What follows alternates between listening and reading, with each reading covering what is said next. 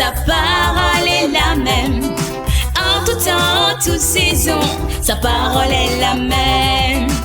Bonjour à tous, donc bienvenue sur Grâce de l'Éternel TV. Donc vous savez, c'est votre sœur Grâce, mais je me présente pour les gens qui ne me connaissent pas. Donc je m'appelle Grâce, j'ai fait ma chaîne YouTube, je parle de ma foi, je parle de Dieu, je parle de spiritualité. Donc si ça vous intéresse, je vous encourage à déposer vos bagages. Ensemble, nous allons continuer à apprendre à connaître Dieu. Donc si vous êtes en recherche de Dieu, vous posez des questions existentielles, ben c'est l'endroit où il faut déposer vos bagages parce que ensemble, nous allons continuer à apprendre à connaître Dieu. Pourquoi? Parce que personne sur la terre ne peut dire qu'il connaît Dieu de A à Z. Mais par la grâce de Dieu, Dieu se révèle à nous chaque jour. Il nous apprend à le découvrir chaque jour, vraiment. C'est pour ça que je vous encourage vivement à vous abonner sur la chaîne. Sentez-vous à l'aise, on est comme à la maison. Voilà un petit peu. Donc j'espère que vous allez bien de votre côté, dans vos maisons et surtout dans vos familles.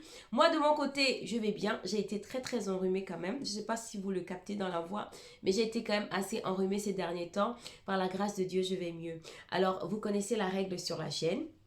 Nous devons toujours retourner et rendre gloire à Dieu. Pourquoi? Pour le souffle de vie qu'il nous permet d'avoir parce que c'est gratuit. Voilà. Alors, je vais partager une vidéo avec vous qui me tient assez à cœur. Et le thème de ma vidéo aujourd'hui, c'est « Ne vis pas ta foi seule ». Ne vis pas ta foi seule. Et comme vous savez toujours, on a toujours un texte de base pour appuyer ce que nous partageons. Et aujourd'hui, j'ai deux textes de base avec vous à partager. C'est dans Genèse 2, au verset 18, qui dit simplement ceci: « Il n'est pas bon que l'homme soit seul. » Et le deuxième texte, c'est simplement le psaume 133. C'est un petit psaume, en fait, il n'a que 3 versets, mais c'est le psaume 133. Et que dit le psaume 133? Il dit simplement qu'il est doux, qu'il est agréable pour des frères de demeurer ensemble. Ça, c'est au verset 1. Et au verset 3 du psaume 133, ça dit simplement: c'est là que l'Éternel déverse la bénédiction.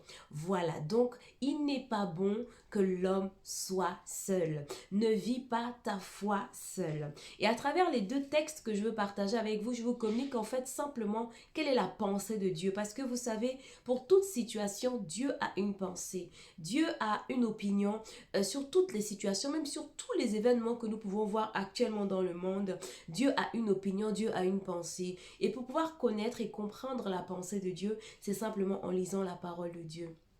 Alors, je vais vraiment dire déjà que lorsque on devient chrétien dans notre cheminement avec Dieu, le cheminement avec Dieu se fait de deux façons. C'est déjà, la première point, c'est que c'est d'abord quelque chose de personnel. C'est avec Dieu d'abord qu'on commence une relation spirituelle, une relation de prière, une communion avec celui qui nous a créés. Ça commence en fait d'abord avec Dieu. Mais ensuite, deuxième point, c'est également avec notre prochain. Comme nous dit ce que j'ai partagé dans Genèse 2:18, il n'est pas bon que l'homme soit seul. Donc Dieu n'a pas permis, Dieu n'a pas voulu, c'est pas la volonté de Dieu en fait que même si nous sommes dans un cheminement spirituel, que nous puissions être seuls. C'est vrai qu'il y a des temps où on a besoin de se recueillir intimement avec Dieu, mais Dieu a voulu aussi que nous, en tant qu'êtres humains, nous soyons en interaction, que nous soyons en échange aussi avec d'autres humains comme nous, avec nos semblables, parce que c'est ça la volonté de Dieu. Vous savez, de la même manière que Dieu dit dans sa parole dans le livre de Matthieu, justement, Matthieu 22 au verset 37, au verset 39, que nous dit simplement la parole? La parole de Dieu nous dit en fait que parmi les premiers commandements en fait que Dieu dit à chaque enfant de Dieu, c'est simplement: tu aimeras Dieu, donc tu aimeras ton Dieu de tout ton cœur, de toute ton âme, de toute ta force et de toute ta pensée. Et ensuite au verset 39, toujours de Matthieu 22, Dieu nous dit simplement ceci: tu aimeras ton prochain comme toi-même. Donc vous allez comprendre à travers ça qu'en fait, dans le cheminement avec Dieu, il y a la relation intime avec Dieu, donc seul à seul avec Dieu, mais il y a aussi l'interaction avec le prochain. Ces deux choses vont ensemble. Dieu nous dit que nous devons l'aimer, mais nous devons aussi aimer notre prochain. Donc vous voyez qu'il y a Dieu, nous sommes au milieu, et à notre prochain à côté. Donc ces choses, nous sommes en interaction. Voilà, nous sommes en interaction ensemble. Donc on ne peut pas vivre une vie chrétienne seulement avec Dieu, et puis on ignore le prochain, c'est pas possible, c'est pas la volonté de Dieu. Et lorsque nous évoluons seuls, en fait, il y a plein de choses en fait qu'on rate. Nous allons être privés de beaucoup de choses et c'est ça vraiment que je voulais vraiment nous encourager aujourd'hui. Ne vis pas ta foi seul. Dieu n'a pas voulu que nous soyons des Robinson Crusoe. Vous connaissez l'histoire de ce fameux Robinson Crusoe, cet homme et tout ça, qui a échoué sur une île, qui a vécu 27 ans sur une île et qui est tiré d'une histoire vraie. Dieu ne veut pas que nous soyons des Robinson Crusoe spirituels, mais Dieu voudrait que nous puissions en fait être en interaction avec notre prochain. Pourquoi également? C'est simplement que lorsque nous devenons enfants de Dieu, Dieu est notre Père et nous devenons une grande famille. Et c'est ce que Dieu appelle le corps de Christ. Voilà. Dieu nous a créés afin que nous soyons un corps. De la même façon qu'on a une tête, on a des oreilles, on a des yeux, on a chaque partie de notre corps. Dieu nous a créés en fait comme un gros bloc.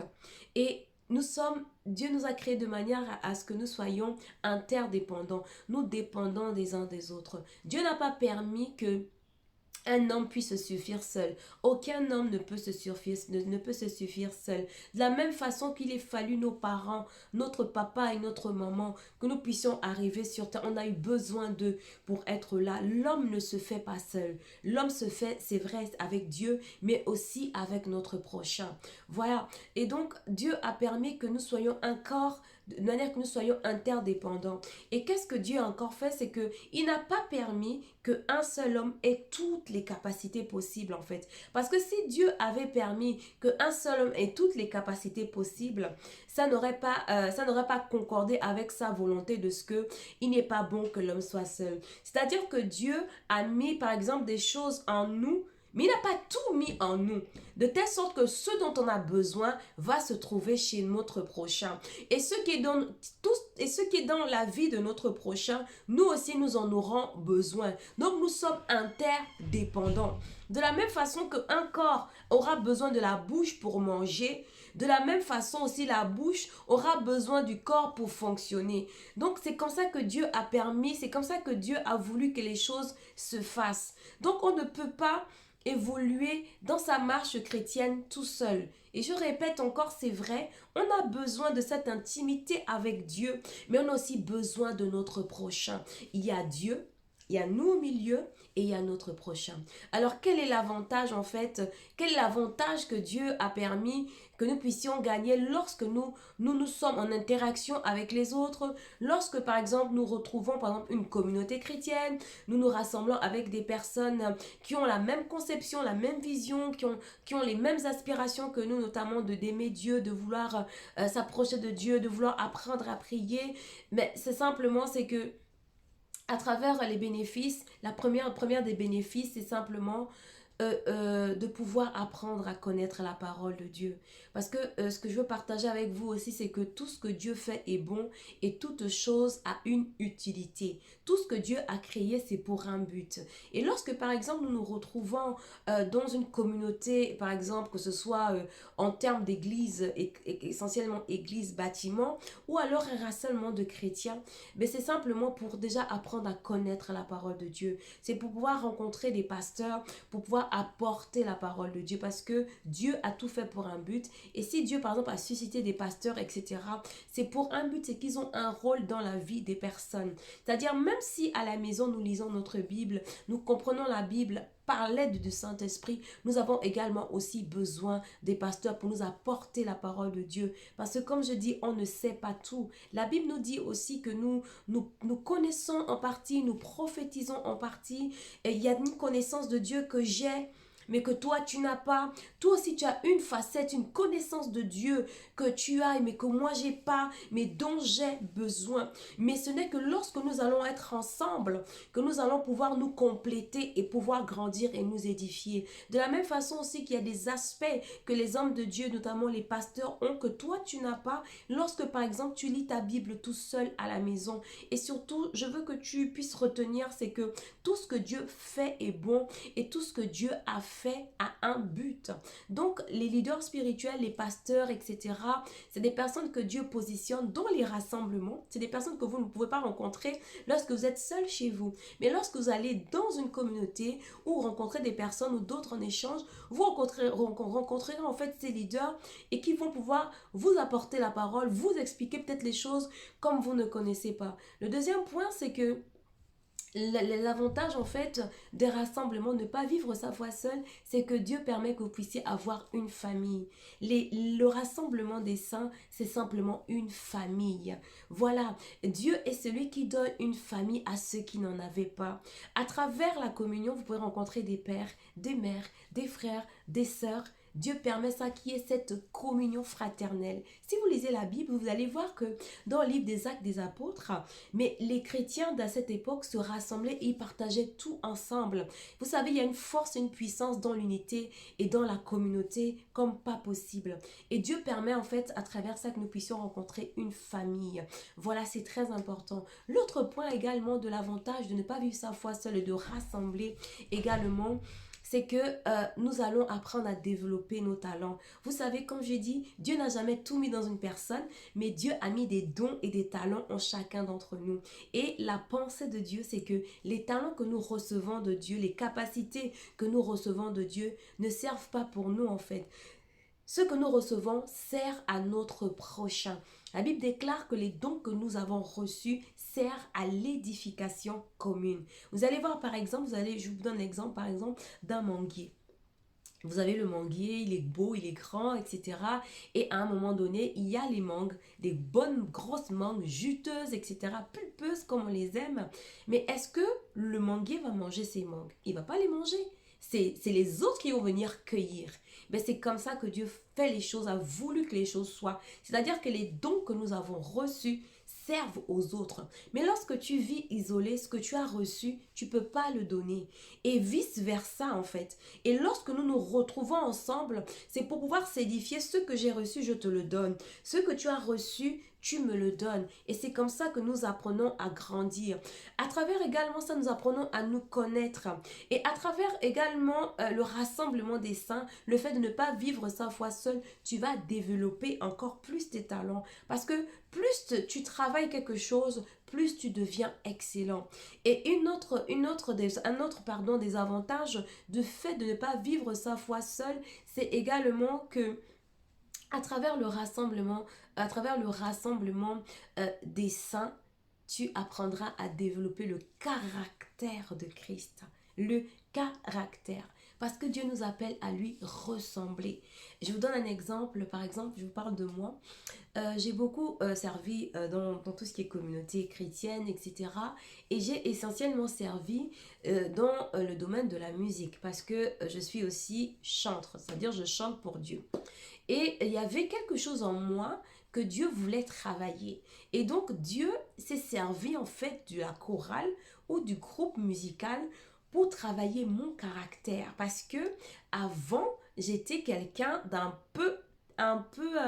j'avais un côté un peu timide. Voilà, un côté un peu timide. J'avais peur de confronter mes idées avec les autres.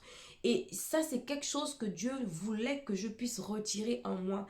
Et c'est le fait d'être allé dans le groupe musical qui m'a aidé en fait à dominer tout ça, à savoir parler avec assurance devant les gens, à pouvoir savoir donner mon opinion, à confronter aussi mes opinions, même avec des personnes par exemple qui n'ont pas la même opinion que moi. On dit que le fer aiguise le fer. Donc c'est en étant avec les autres que Dieu va travailler ton caractère. Si par exemple tu étais quelqu'un de beaucoup impatient, Dieu va te mettre avec des personnes par exemple qui sont peut-être lents à comprendre les choses, lents à faire les choses, et tu vas dire mais mon Dieu elle est lente et tout, alors que toi par exemple tu es impatient.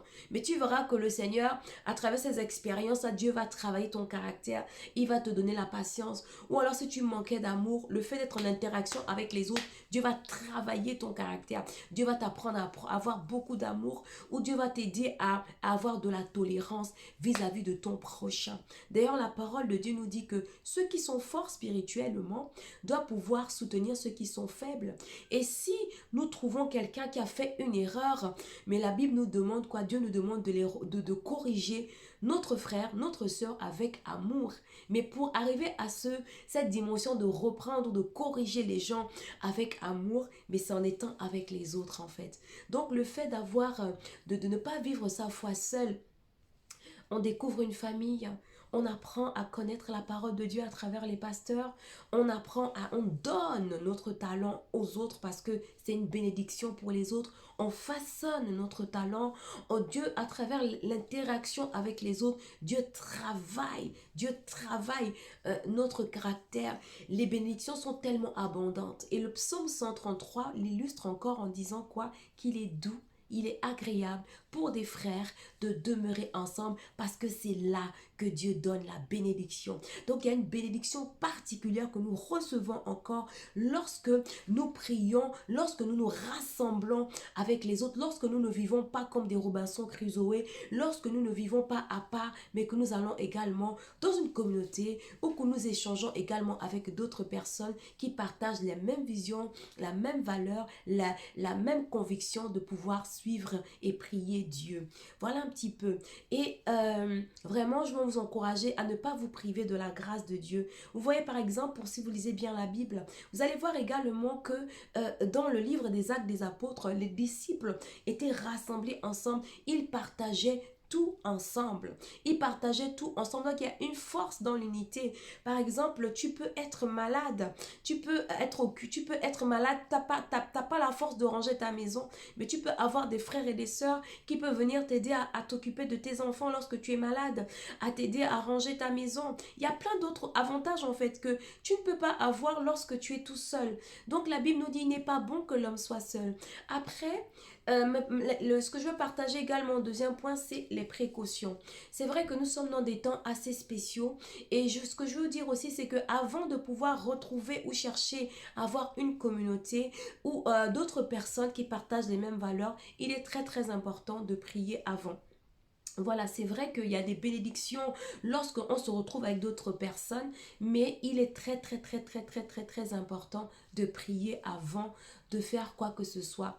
La Bible déclare que vaut mieux se confier en l'Éternel que de se confier en l'homme. Pourquoi? Parce qu'aujourd'hui, c'est pas toutes les personnes qui parlent de Jésus, c'est pas toutes les personnes qui ont une Bible qui sont des chrétiens. Pourquoi? Parce qu'aujourd'hui, dans le milieu chrétien, il y a aussi ce qu'on appelle des infiltrations. C'est-à-dire que le diable envoie aussi ses enfants, des loups déguisés en agneau, déguisé en chrétien.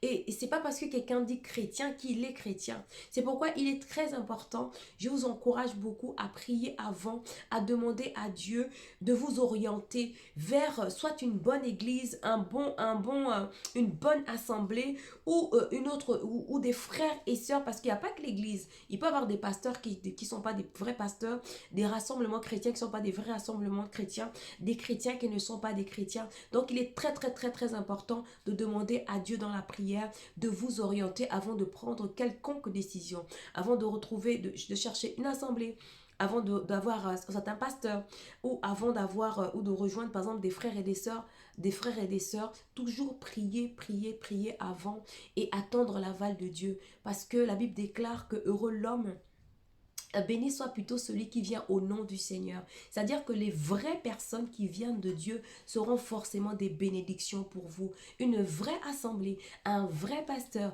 des vrais frères et sœurs en Christ qui viennent de Dieu ne vous feront pas pleurer. Ils ne seront pas une malédiction pour vous parce qu'ils viennent de Dieu. Mais les personnes qui ne viennent pas de Dieu viendront pour vous détruire, et le diable travaille par infiltration. Il se déguise en ange de lumière pour essayer de détruire. Et donc ce n'est pas tous ceux qui disent chrétiens, pasteurs et tout le reste qui sont chrétiens, mais toujours prier et demander à Dieu de pouvoir, avant de rassembler, avant de partir plutôt, avant d'aller vraiment à un point de rencontre.